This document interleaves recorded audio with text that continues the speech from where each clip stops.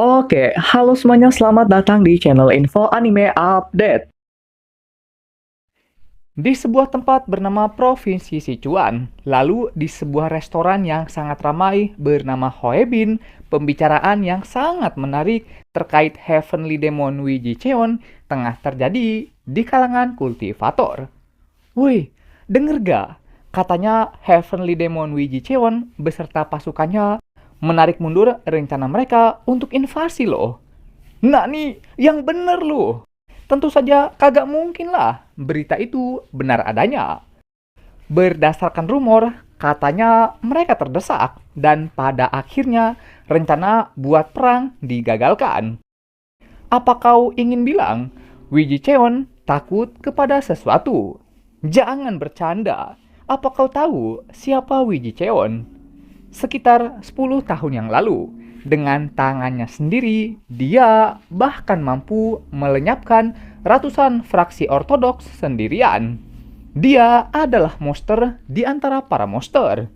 Tidak mungkin dia yang sekaliber itu takut kepada suatu hal. Apakah mungkin rumor itu sebuah jebakan untuk membuat kita lengah?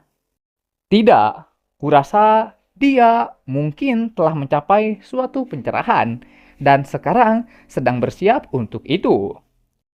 Saat di tengah perang begini, jangan mengada-ngada. Momentum yang tak terhentikan. Momen bagi kultus demonik yang dipimpin Wiji Cheon.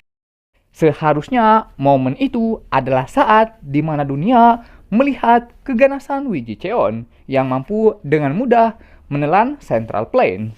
Seharusnya itu yang saat ini sedang terjadi. Tapi karena suatu kondisi yang bukan disebabkan oleh pasukan pemerintah ataupun 9 fraksi besar, kultus demonik malah menghentikan pergerakan mereka.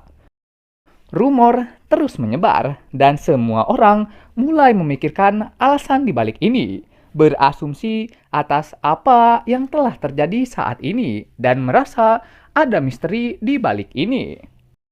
Kemudian seseorang asal nyeletuk, berkata, apakah mungkin mereka cuma kehabisan dana?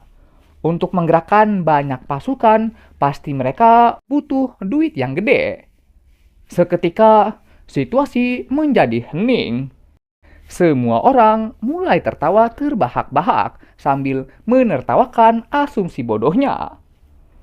Si Mamang ini padahal hanya bilang hal yang masuk akal.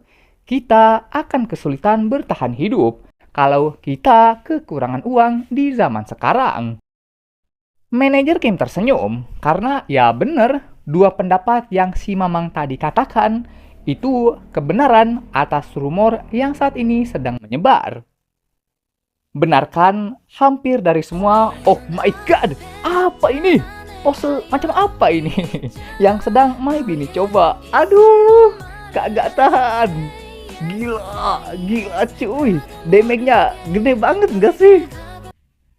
Di sini My Bini berkomentar, uang tidak membeda-bedakan semuanya.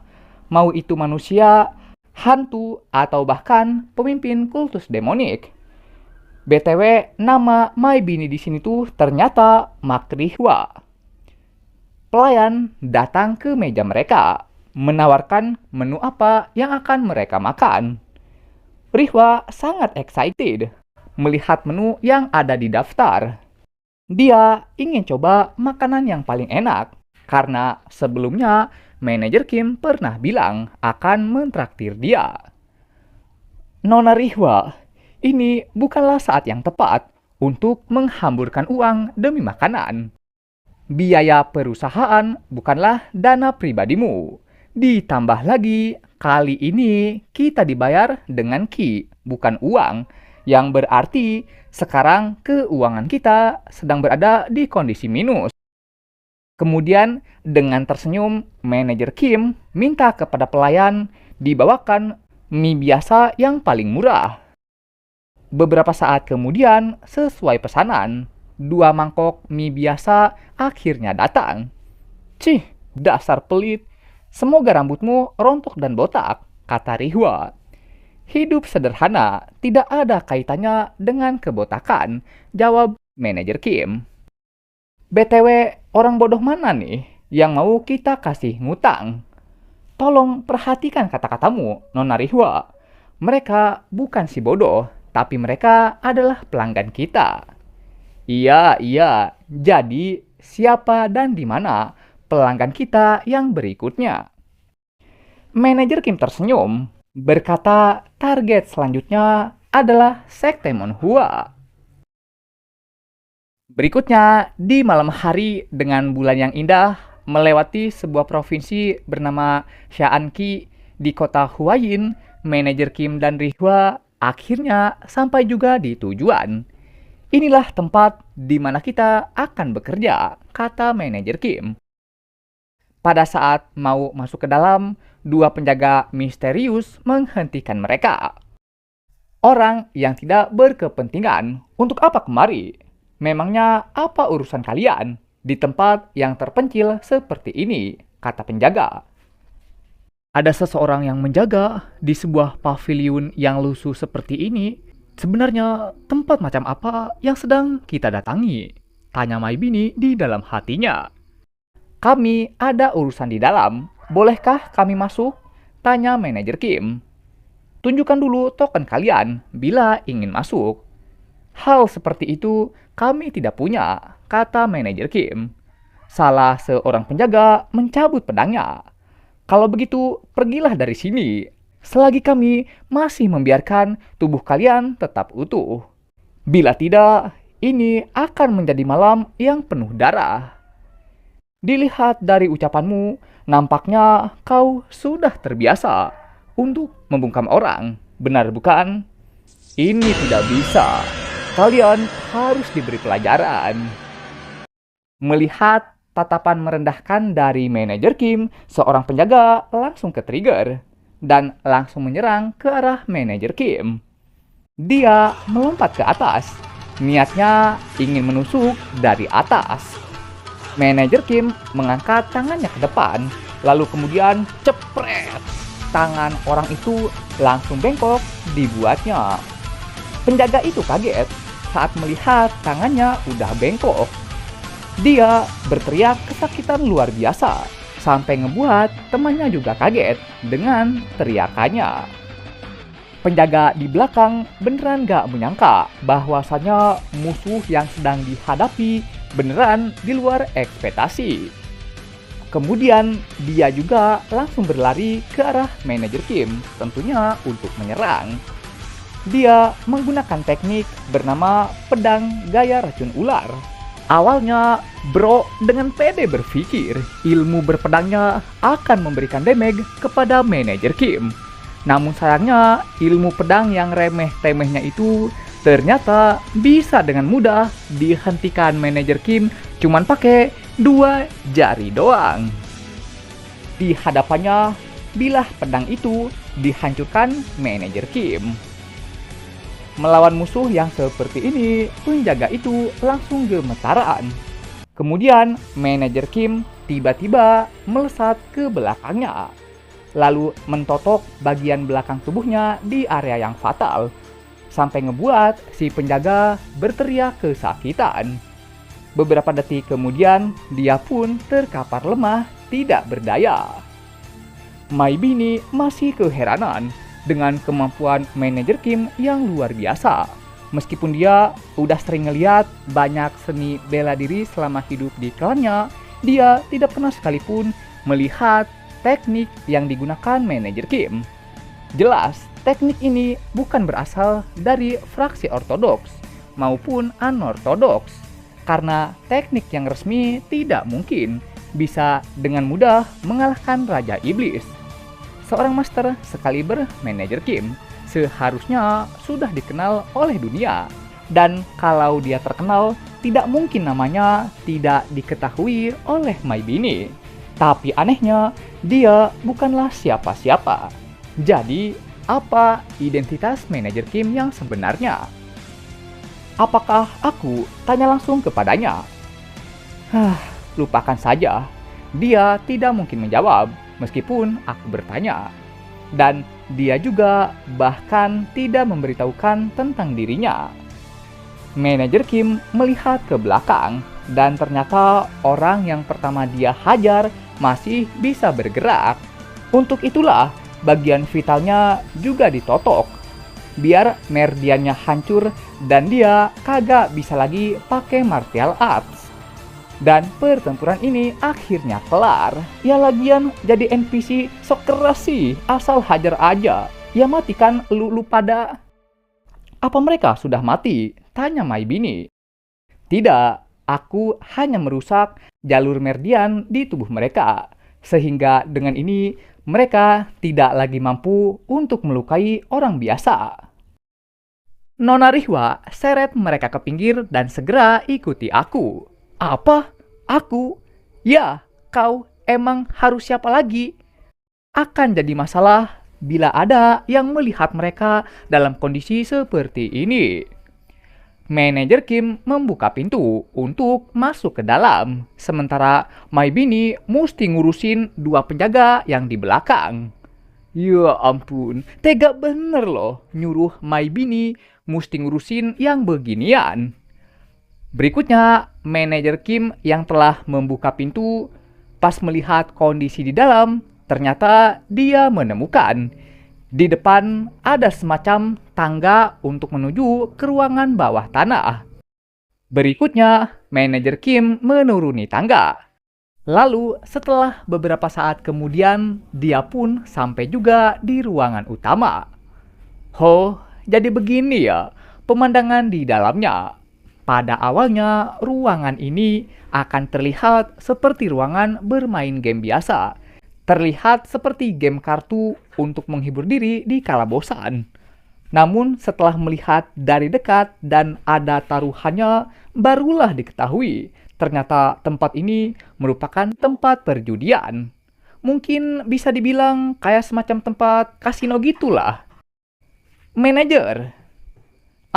Akhirnya kau datang juga, Nona Rihwa. Kau harus lebih cepat sedikit, Nona Rihwa.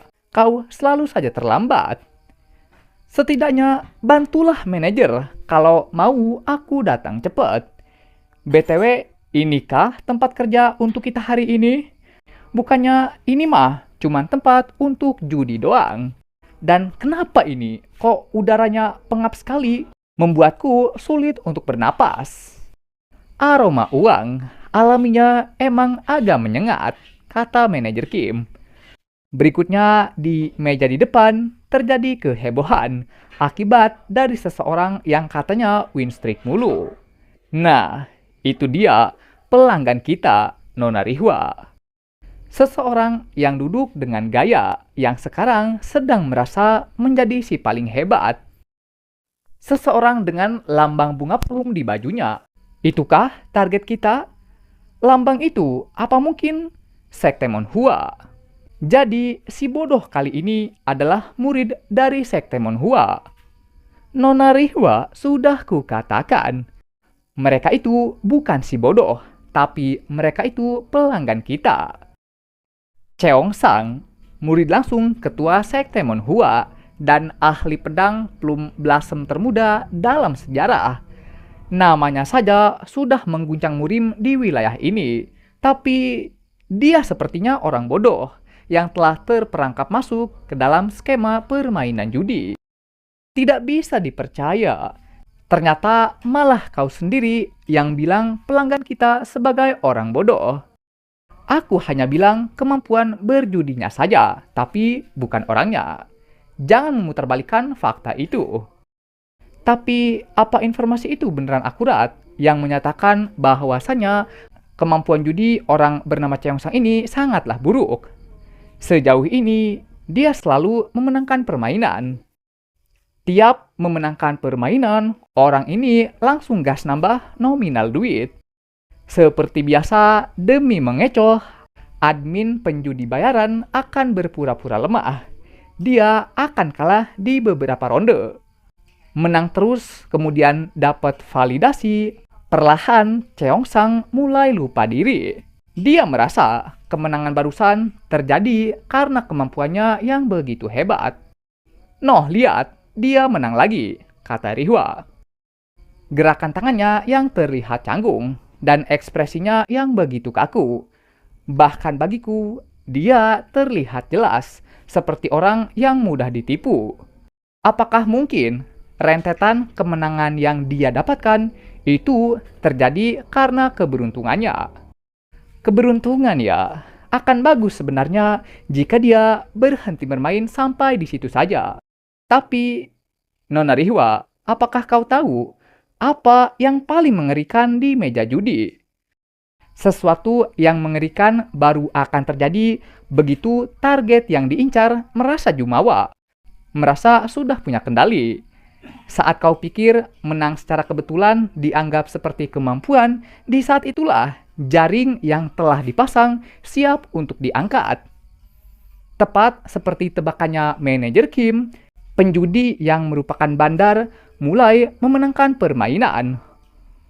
Orang yang terus menang tapi kemudian mengalami kekalahan, reaksi pertama akan kesal. Kedua, dia akan merasa pasti di kesempatan berikutnya dia bisa menang. Yang tadi mungkin karena kurang teliti saja, makanya di kesempatan berikutnya pasti akan menang. Bandar tersenyum melihat itu. Kemudian setelah memainkan beberapa game lagi dan kalah lagi, pada akhirnya nalar si target akan tumpul dan tak lagi bisa berpikir. Karena yang dia pikirkan cuma tentang apa yang hilang bisa kembali di kesempatan berikutnya. Dua orang temannya menyuruh Cheongsang untuk berhenti. Terus kena loss streak di permainan membuat kondisi udah nggak kondusif. Tapi Cheongsang yang pikirannya kagak jernih, cuman mikir duit yang tadi harus balik, ujung-ujungnya malah main all in. Berharap setelah kemenangan ini, dia akan udahan. Semuanya kaget melihat Cheongsang berani bener main all in. Bahkan dua temannya juga kebingungan saat melihat tingkahnya kok sedikit aneh nih orang. Dan ya, seperti yang sudah kita semua duga. Karena kasino itu bukan badan amal, ujung-ujungnya Cheongsang berakhir bangkrut. Saudara junior, nikmatilah waktumu. Kami akan pergi karena ada urusan yang mendesak. Ya, nikmatilah waktumu di sini. Melihat sang korban sepertinya sudah butuh bantuan, manajer Kim langsung terbangun dari duduknya. Dan sekarang waktunya bagi manajer Kim beserta My Bini untuk beraksi, menawarkan solusi kepada mereka yang hampir mati karena kekurangan duit. Oke, sekian pembahasan kali ini. Dan jangan lupa juga untuk menekan tombol like dan subscribe-nya ya. Biar Mimin ini lebih semangat lagi ketika membuat videonya. Dan agar kalian juga bisa mendapatkan update video terbaru mengenai berbagai pembahasan menarik seputar anime di channel ini. Dan sampai jumpa lagi di video selanjutnya. Dah!